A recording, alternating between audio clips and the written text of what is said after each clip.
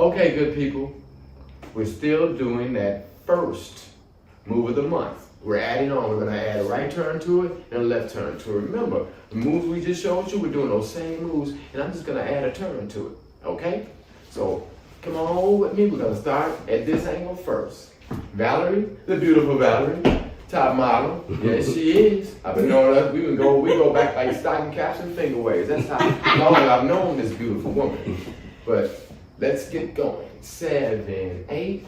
1, 2, 3. She's doing her basics, and I'm just going to the side. I'm sidestepping, just like our basics. They teach us, right? And you see how that smooth is right there, right? Okay, so now what I'm going to do is we're still stepping. When I make that side step, I'm going to put my arm out, and she's going to take a right turn. 7, 8. So I'm 1, 2, 3. Notice I'm still sliding back. 7, 8 again. 1, 2, 3, 4, 5, 6.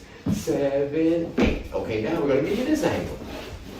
Come on, yeah, y'all gonna get it. You can't help but get it. All these angles. I'm getting dizzy with the angle myself. Okay, we're doing our basics. 7, 8.